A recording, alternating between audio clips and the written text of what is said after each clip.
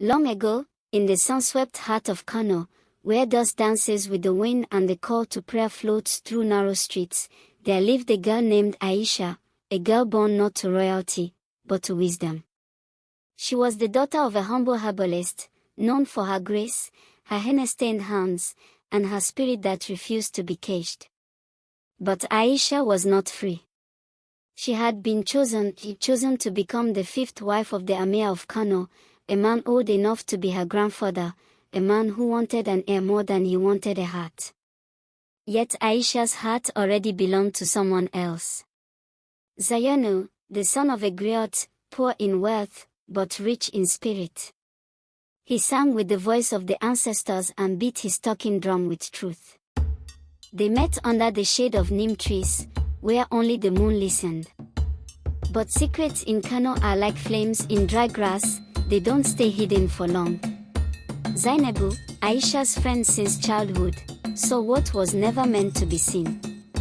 Jealous of Aisha's light, and secretly in love with Zayyanu, she whispered the truth into the wrong ears. Now the palace is stirring. The Emir demands the wedding move forward. Zayyanu is to be exiled. And Aisha, she must choose between duty and the love that burns behind her eyes. Will she surrender her soul to a throne she never asked for? Or will she become the story they will sing for generations, the bride who ran from a crown? Night in Kano is never truly silent. The wind hums through the market stalls, and secrets slip through the alleyways like shadows. Aisha met Zayyanu once more, beneath the same neem tree where love first found its rhythm. His drum whispered promises. Her eyes, wide with fear, still danced with hope. Soon, she said. After the wedding is announced, I will run. Not to the palace, but to you. But behind the garden wall, another heart beat, not with love, but with envy. Music darkened slightly. Zainabu had followed her. The girl who once tied Aisha's hair and carried her secrets, now carried her betrayal like a basket full of stones. That night, she went to the palace. And with shaking hands and tear-filled eyes, she knelt before the Emir's guards. My lady, she said, is meeting a man, not her husband. Brief silence. The palace erupted. The Emir's eyes burned with humiliation. His pride, caught by a girl's love for a griot son. He ordered Zayyanu's exile.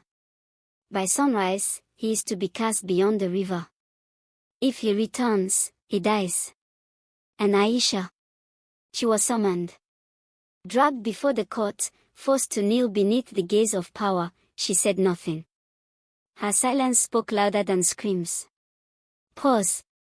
Music softens, slow drum beat begins.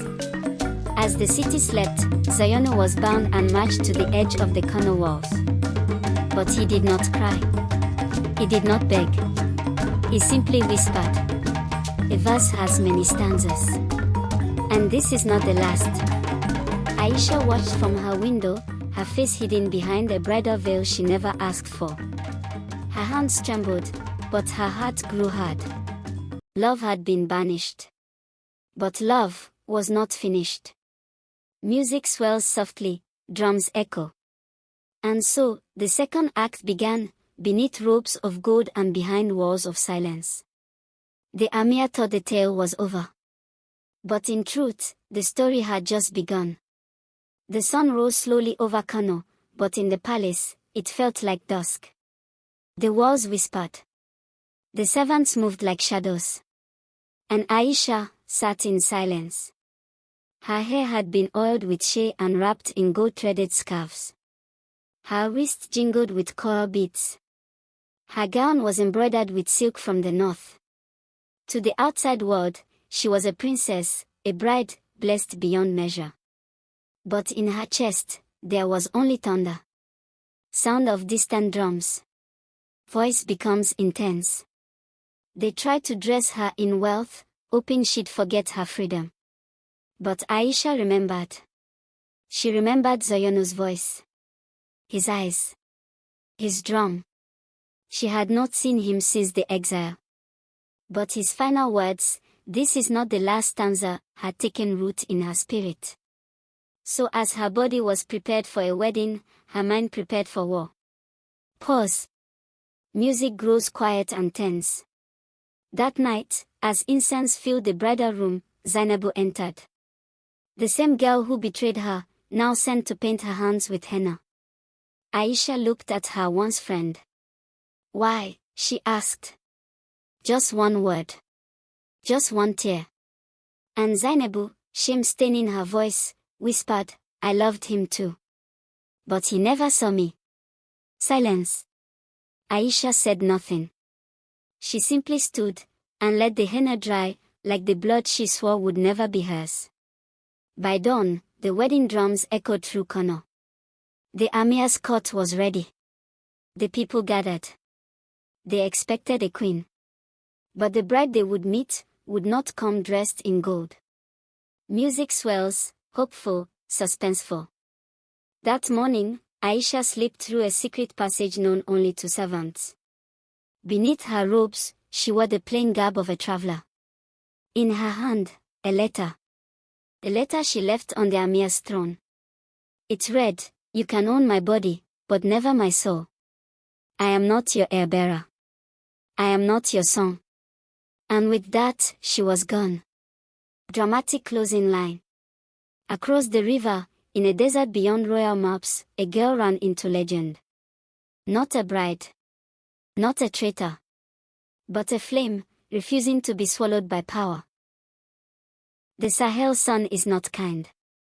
It burns without apology. But Aisha was no longer afraid of fire. For 2 days, she rode across the endless sands, guided by the stars, chased by the memory of a crown she refused to wear. With each mile, the veil of royalty fell from her. Until only Aisha remained, woman, lover, and legend in the making. Music built slightly, hopeful, rhythmic drum. And then, just before the third dawn, she saw him. Zayyanu. Alive. Waiting at the edge of the old Fulani camp beneath the baobab trees. His drum still slung across his back. His eyes, still hers. Pause. Music softens to harp and flute. He ran to her without a word. No questions. No pride. Only 2 arms and a heart that never stopped hoping. But freedom comes at a cost. The Emir, humiliated before his people, had sent scouts to find the runaway bride. A reward was promised, gold, land, favor. And betrayal always travels faster than love. Sudden silence. Then distant hoofbeats. They came at dusk. Soldiers, 4 of them. Spears ready. Ice cold. Aisha stepped forward. Her hands raised. Her voice calm. Take me, she said. But spare him. I am the one who shamed your master. Zayyanu tried to stop her. We run together, he said. Or we fall together. But Aisha turned to him and smiled. This story is not about survival. It's about truth. Music swells. Slow, powerful drum beat returns. Just as the guards closed in, a sound rose, soft, but ancient. Zayyanu began to play his drum. A rhythm of resistance. A griot call to the ancestors. And as the guards hesitated, the desert wind howled. From the village nearby, elders appeared. Travelers. Traders. People who had heard the tale. The bride of the Emir. The boy with the drum. One by one, they stood between her and the soldiers. Unarmed, but united. The guards, outnumbered and outshamed, turned back. Final soft line, reflective.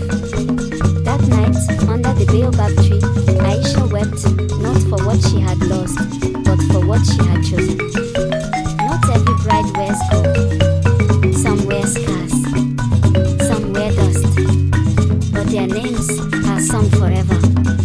In the quiet that follows resistance, 2 hearts sat beneath the ancient baobab, beating not with fear, but with fire. Aisha Zayyanu had survived the storm. The Emir's guards had returned in shame. The village whispered their names like sacred verses. But freedom, once claimed, must still be carried. Music shifts, warm and thoughtful. That night, elders from across the land gathered.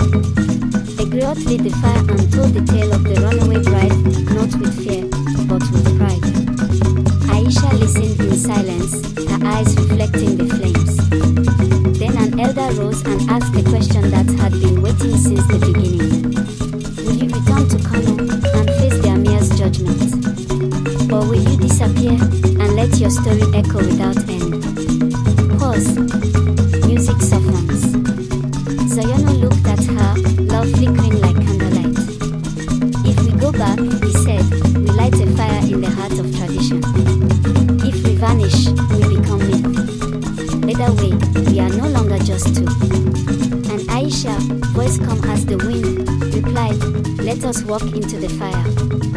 Let them see our faces, not just hear our names.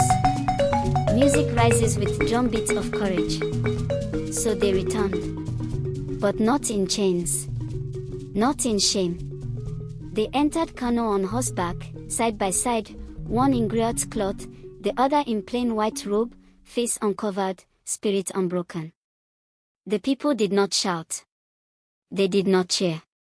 They bowed. For they saw not rebels, but leaders. Closing reflection, poetic and emotional. The Emir, old and weary, saw the storm he could no longer command. He did not fight them. He simply turned, and left the throne. And Aisha? She did not sit upon it. She gave it to the people.